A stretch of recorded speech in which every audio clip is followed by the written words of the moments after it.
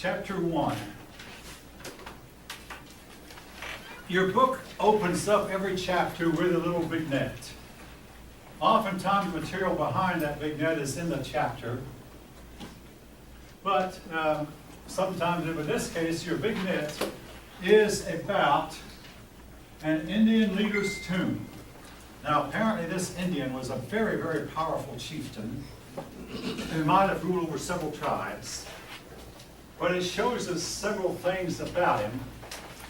Number one, he's buried with a whole lot of other Indians who appear to have been sacrificed. Now, this is not unheard of in some societies where when a person dies, they will kill a lot of his servants so that his servants will be his servants in the next life. In other words, the word his servants will accompany him in the next life, and he'll still be in charge of them in the next life. Now, folks, let me insert right here. A lot of the stuff that I teach about, I do not believe. All right. So, but I have to teach because it's part of the lesson. You understand? It's part of the lesson, so I have to teach about. But hopefully, I'm not trying to convert any of you to that way of thinking. Anyway, they practiced human sacrifice, and it also shows something else your book does not mention. That this man lived probably around the year 1000. The Indians living at that time were more advanced than the Indians that the Europeans met in 1492. All right, now, with the class I just had this morning, one young lady spoke up and said, wasn't it the Europeans who destroyed the Indians' way of life? This is no doubt what she's been taught. That here's what I can tell now. I'm going to tell you what got a woman who is sitting right here some 13 months ago really upset was a student wrote in her paper that the American Indians were living peacefully here until the white man came and restored their peaceful existence. Do any of you here really know better or not? Now maybe you've been taught that. Here's the story. The Indians spent much time fighting among themselves. Your book mentions that. Oh, what page? There's several pages, so your book mentions it. Page 10 and page 17. Both pages. Fighting amongst themselves was very common. And in their fighting, they often took other members of other tribes as slaves. Or they took members of other tribes to use as sacrifices. Or they outright killed the people whom they defeated, sometimes slaughtered them. In other words, the point that I'm making is they were doing anything else but living peacefully among themselves. And the big decline in Indian culture occurred long before the Europeans came over. Right, now, I'm not talking about the Aztecs now south of the border. I'm not talking about the Mayans. I'm not talking about the Incas. I'm talking about the Indians living in what is today the United States. The archaeological evidence seems to show that they had a higher level of existence. How high? In Ohio, there's a rattlesnake that's several miles long that nobody recognized a snake till they flew over in an airplane and looked down, and there was a head and there was a bunch of rattles on the other end. And it was very performed. In order for them to have built this snake, they had to have had advanced knowledge of geometry. It can't be done without higher mathematics, unless it had someone directing from an airplane and looked in radio communication with the ground and tell them where to put the curves, where to put the next part of the mound. But to do it from the ground, you have to know geometry. In other words, these people who built this snake were highly advanced right here in Georgia. And I'm surprised at how few, I visited twice, but there's it showed at Indian mounds just west of Cartersville, Georgia. Have any of you any chance been to these Indian mounds? All right, these mounds were built in the 9, 10, 11, and 1200s. And then the Indians stopped building them. Why? Their culture declined, and the white man had absolutely nothing to do with it. they were in an advanced state, and the Mayans were in an advanced state of decline before. In fact, the Mayans no longer exist as a nation by the time the Europeans got here. Now, the Mayan Indians still exist, but they did not exist as a nation when the Europeans arrived. Only the Aztecs and Incas were the only significant nations that the Europeans found, and both of them were in an advanced state of decline before the Europeans arrived. When civilizations fall, folk, they fall from within before outsiders come in and conquer them. All right. Anyway, this big net shows, among other things, that they practiced human sacrifice, and they were had once been had a higher level of existence. I mean, hey, we find Wisconsin artifacts in Florida, but that was not going on at the time the Europeans arrived. And we find Florida, things that had to come from Florida in Wisconsin, indicating trade was going on. Hey, that's important. They had to have trade. Well, I used to wonder, I mean, because on my textbook would emphasize trade so much, but now I know without trade, folk. All right, where is it? Right here. This device right here contains copper, contains aluminum, probably contains a little bit of gold and silver, as well as plastic. There's no one place on earth where you can find all the material to put something like this together. How do you put it together? You have to have trade. I spent 27 years at Lockheed, and the Lockheed employees did not go outside of the plant and start digging in the ground for aluminum and find some aluminum ore and bring up the aluminum and then get a rubber tree right outside the plant. No. To make the airplane, they had to buy the tires from one place, buy the aluminum from somewhere else, buy the steel, yeah, airplanes have steel from someplace else, and buy the glass from someplace else, and buy the copper, and yeah, there's a lot of wiring, a lot of aluminum wiring from someplace else. Trade. Without trade, you can't have automobiles. Without trade, you can't have airplanes. Without trade, you can't have civilization. By the time the white man came, the Indians did not have trade, apparently. They lived on subsistence level, living off of what they could find in their, might say, in their own backyard. All right. What caused the Indians' decline then? Now, one thing that might have done it, we do know that a lot of European fishermen would cross the Atlantic.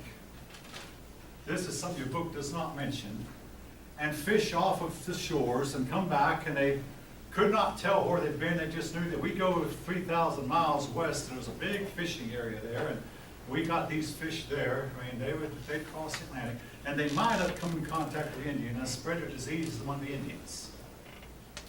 That might have done it. But I really think that the real culprit, the real thing that destroyed the American Indians,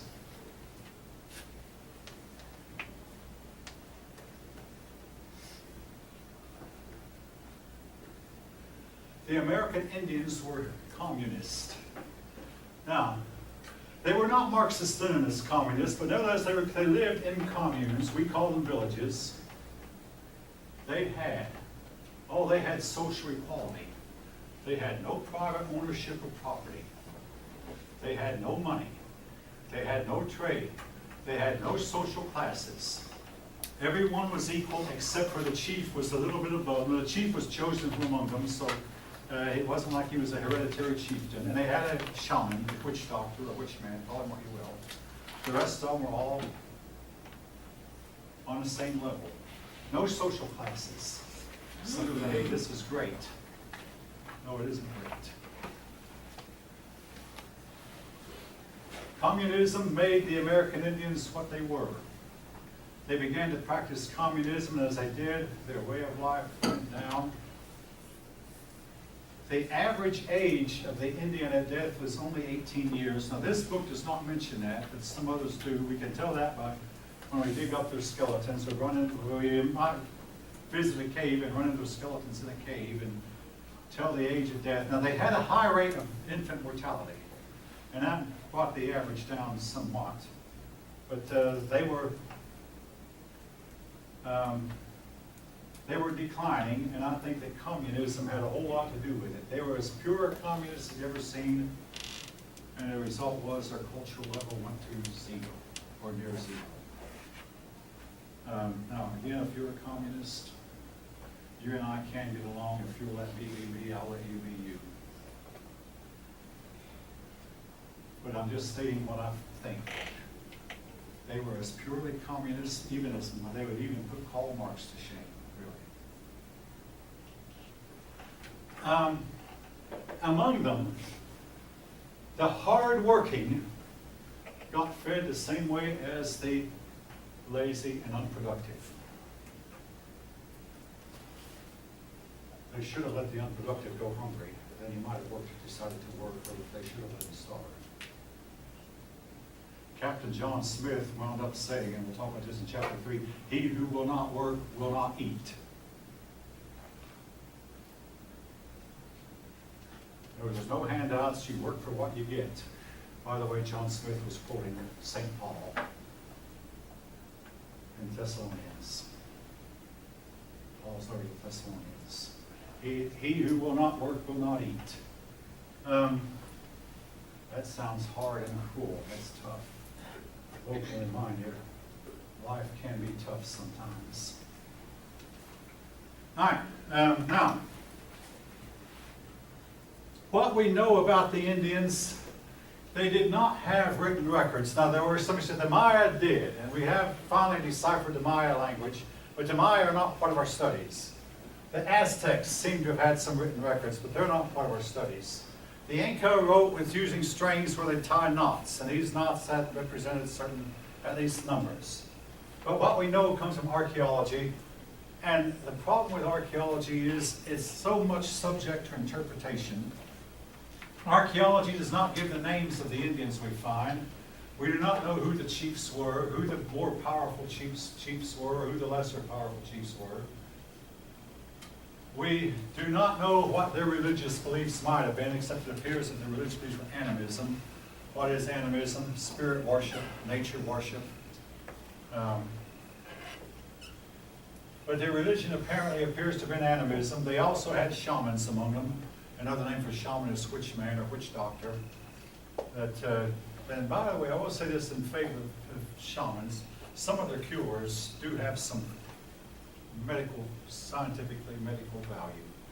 Occasionally, some of the stuff, when they're not them trying to promote it, our medicine is better, but some of the stuff that they used actually did work, at least in some cases.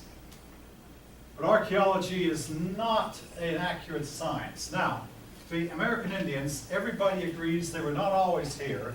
So when did they come and how did they come? When did they come?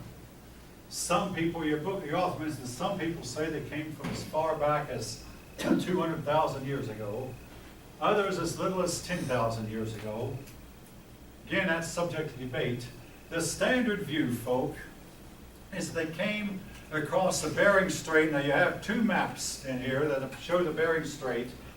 Excuse me. This one right here, the Bering Strait is right here that separates Alaska from Russia, or you have it over there too, right on the far left edge of your map, that during one of the ice ages, the water of the ocean levels went way down because so much of the ice was trapped in the north and south polar regions. So the ocean levels went down. Also, there might have been an ice bridge as the land between Siberia and Alaska, or as the water between Siberia and Alaska froze over to where they could have walked. Now, every Indian who told us how he got over here, none of them say they crossed the Bering Strait. They always say that they crossed in a boat. When Montezuma met Cortez, Montezuma told Cortez that we came from across the sea in small boats. It is known you can cross the oceans in a rowboat, or in a kayak, or even in a canoe. How they do it? Well, you can take along dried meat or dried foods, nuts, dates, and foods that will not spoil easily. And you can cross the ocean if you are careful to ration your food. Also, what about drinking water? There are places in the ocean where there are springs of fresh water that spring up from the bottom. If you know where these springs are located, you can drink ocean water, but that's a little bit of a trick. But or you can carry your water and ration it pretty well. You can get across. They might have come over in small craft. That would explain, why among the American Indians you don't find any horses, sheep, goats, pigs, oxen, any beast of burdens or any farm animals. The only beast of burden they had was the Incas in Peru had the llama, which was native to South America, by the way, they're not imported. They had the llama, and the North American Indians did have dogs. The dogs came from wolves, and again, the dogs might have been native here anyway, rather than carried from the old world. But anyway, they didn't have a lot of the farm animals that we're used to. Now, the first Indians we know about were the Paleo Indians. They used a certain type of spear point called a Clovis point. A Clovis is a tip at the end of a spear.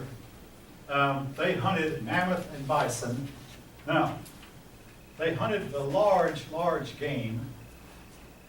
The mammoth is now extinct, but their carcasses are still found in Alaska and Siberia, and occasionally a restaurant will serve mammoth meat because their meat is so well preserved they can still be eaten, even after more than 1,000 years. Supposedly the mammoths disappeared, froze over, and some of them froze standing on their feet, which should tell us something. Oh yeah, the mammoths were eating tropical plants, by the way, when they froze over, which can indicate that a transition from very hot to very cold can occur in a matter of minutes. Apparently it did with these mammoths. Again, folks, if you don't believe it, check it out for yourself. Check the research. You might have heard about the woolly mammoth, frozen standing up. Now, not all of them were frozen mammoths, some of them were frozen standing up, and now covered over with ice. The bison. All right, this may, hold on to your seats. The bison that they hunted then were as big as elephants. Today's bison are much smaller. They're big. I mean, you would not want one of them attacking you unless you had a powerful gun in your hand. But today's bison are bigger than about twice the size of a cow. They're still fairly large, but not as big as elephants. Now, on the subject of big animals, at the University of Georgia, in their library, they used to have, and they still have, some bones that some of the students who don't know better call dinosaur. I mean, there are bones as big as an elephant. Not a dinosaur, not a woolly mammoth, not a bison, but a sloth. The sloths at that time got, right here in Georgia, got as big as elephants do today. Check it out. Do the research, folks. It's in the records. Again, the early Indians might have hunted the sloths. Eventually, the very large bison became extinct. Your book speculates, now why did they become extinct? Was it because of mankind or was it because of climate change? It might have been a little bit of both. The climate change apparently was what did the mammoth in. And I'm talking about a climate change that was almost instantaneous and sudden, a matter of minutes. All right, on the subject of climate change, well, what you might ask, what causes the climate to change that fast? A couple of things. Number one, we used to believe that the output of the sun was constant. Today we know that the sun's heat varies, the sun heats up and cools down, it heats up and cools down. Also, the wind shifting. Europe has experienced already, and we are about to in North America, what's something called a polar vortex, where that cold polar air from the polar region swoops down south and cools down a place. Now, of course, if any of you know your physics, you might say, well, what kind of air comes into place? So when the cold polar air moves south, you're right, some other air has to come into place, and so warm air from the south, from another part of the globe in the south, will move north and take the place of the air that moves south. That's why the North Polar region at least is warming up a little bit. I have more to say about that later, but in other words, we do have the polar regions seemingly warming up. I do not believe that carbon emissions or anything man is doing has anything at all to do with it, contrary to what you may have heard. It's a matter of natural forces that are much, much bigger than anything that we're putting out. Now, if you disagree, I mean, don't blame you, because you've probably been taught that it's all man's fault. And therefore we must curb our carbon emissions. And the people in France are rebelling against that every Saturday. When I get off work and turn on radio, I don't know what going on in France today. But every Saturday they go out and rebel. I've been doing it for several Saturdays. Some of you might not even be aware of this. But anyway, they've hunted. Now, as the mammoth and big bison died, they started going for small game or foraging. Now, the word foraging here, for those of you from abroad, or those of you, that means they went out and searched the woods for what they could find. They were hunted for nuts and berries. Then, yes, the blackberry and the raspberry and the blueberry are native to North America. They hunted for those. And they hunted for certain kinds of roots and learned what roots they could eat. And eventually they learned to farm. They would take some of these small plants and plant them in the ground themselves and start farming. They also eventually developed a bow and arrow, for which they're famous. They became excellent shots with a bow and arrow. And they could, with a bow and arrow, bring down deer. Difficult to bring down the bison with a bow and arrow, but of course if enough of them were shot by enough Indians, they could. A lot of times what do with bison, they would get a cliff and then get the bison to stampede, get them into panic by chasing after them really hard and shooting a lot of arrows at them, and get them to run over the edge of the cliff. Then they'd come down over the edge of the cliff themselves and get their meat and their hides and whatever else they used. But they used bow and arrow. Now, the woodland Indians, they were the Indians that lived east of the Mississippi, including here in Georgia. So the Creek, the Cherokee, these Indians that we find here in Georgia, Choctaw, Chickasaw, Iroquois that live farther north, they're under the heading of woodland Indians. The woodland Indians lived in wigwams, typically shaped something like this. The wigwams were long. They would take a bunch of trees and bend them over, and then knot these trees together with hides at the top, and then put bark between the trees, and they could make a pretty rain-proof, pretty stout shelter. If you know anything about this shape, it's a very, very strong shape that can withstand a whole lot of wind. It can withstand the elements pretty well. Anyway, that was a wigwam made by, oh yeah, your book says that several families would live in these wigwams. Maybe one family lived in this part, another family here, and another family on farther back. They possibly had doors at both ends, so. But anyway, they had no windows, so they tended to be dark inside, except sometimes it is known they would take some hides, stretch out these hides, and get some opaque light. It would not work as well as glass, but it would let some light in. Some of the deer hides or whatever that was stripped of the fur would serve as to let light in and at the same time keep out the rain. Woodland Indians in the east United States. In the central United States, there lived the Plains Indians. Now,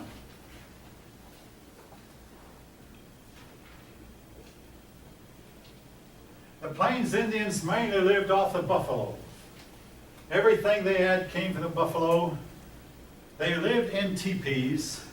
Now, their teepees, they would take a bunch of long sticks,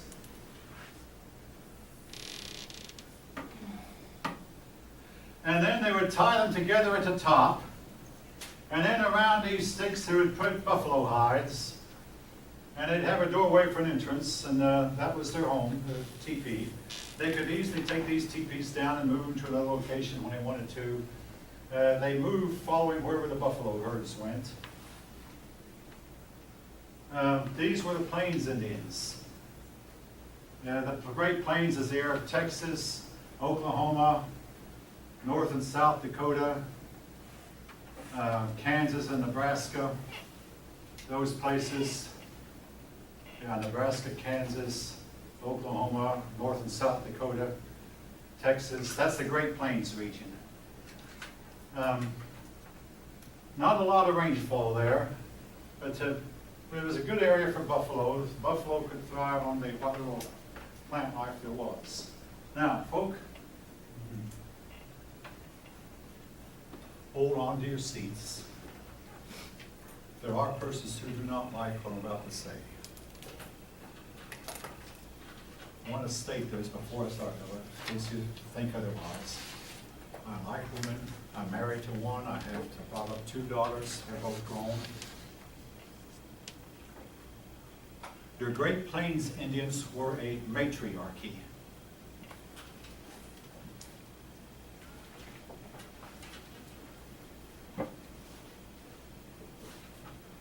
Their women were in charge.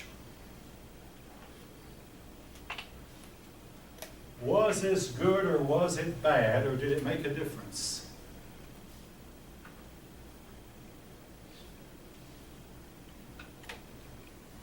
The Great Plains Indians, also something else. A lot of your Indians, not just in the Great Plains, but even on the eastern woodlands, their women were in charge. Does it matter to you that they lost everything they had and they were driven up and driven west and driven out and everything they had was taken from them? Again, I guarantee somebody won't like what I'm saying, and but what bothers me is we in 21st century America may be doing the same thing.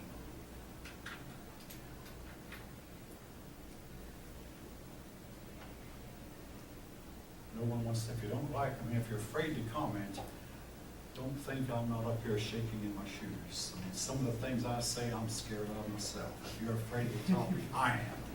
So is that one reason why they do not want to have a female president in the U.S.? Listen, I want to make it clear, I would vote for a woman. But, here's a point I'm making. Now, I taught 10-year-olds for 5 years. Every once in a while I get out and play softball with them.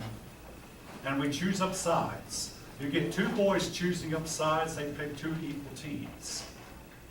You get a girl, make a girl captain, and she would choose her girlfriends first and put her girlfriends in front of the order, the boys at the back of the field, and she'd put the boys way out in the outfield and put the girls in the front of the line. Now, not all. There was one girl in 30 in every class I had taught who would pick like, and I had to say, pick like a boy.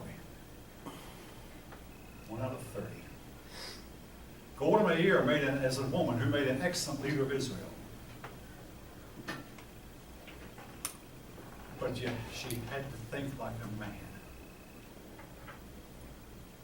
I watched some of these girls who would pick an excellent team that could compete against the boys' team, the team that a boy had picked, and she'd even put herself in the batting order where she belonged, halfway down the order, usually. It wasn't that she was a tomboy. There's a syndrome called the Queen Bee syndrome, where a woman gets at the top of an organization because she earned her way there. And she gets to the top, and then once the top, she picks men for her assistants and overlooks the women. Called the Queen Bee syndrome, where she won't promote the women, she'll promote the men.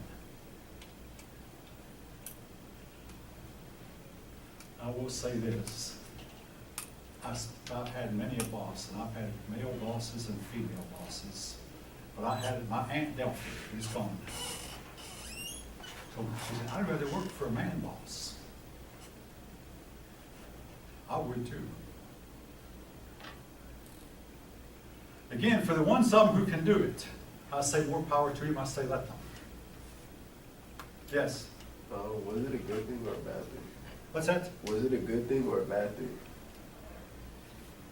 Okay, the point I want to make, for you can decide for yourself, they lost everything they had and they were swept away like leaves in autumn. It's bad. The Arawak, and, okay, I had a girl do a paper on this, and she used the example of the Arawak Indians. I want to tell you something about the Arawak. They lived in what is today the West Indies. The Arawak are extinct. They don't exist anymore.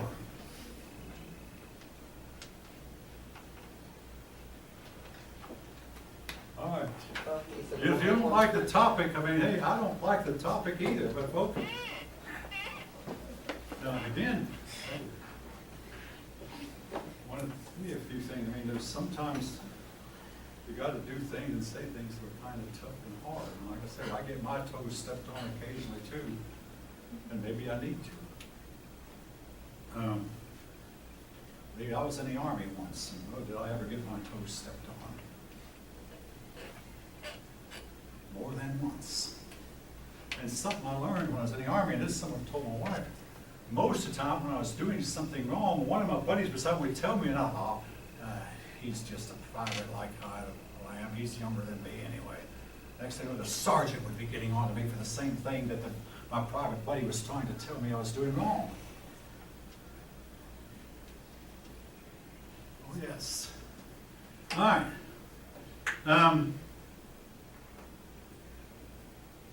Now, the Indians built burial mounds. The mounds were obviously used for burial. Now, I want to say this about the mounds, folks. By the time that the Europeans came, they had stopped building the mounds. Why? Their culture had declined too far. They could no longer had the resources. Their population had declined. Their culture had declined. And one of the problems with North American Indian women, typically a North American Indian woman did not want to have more than 2 babies per woman, if even that many. And with their medicine being what it was, they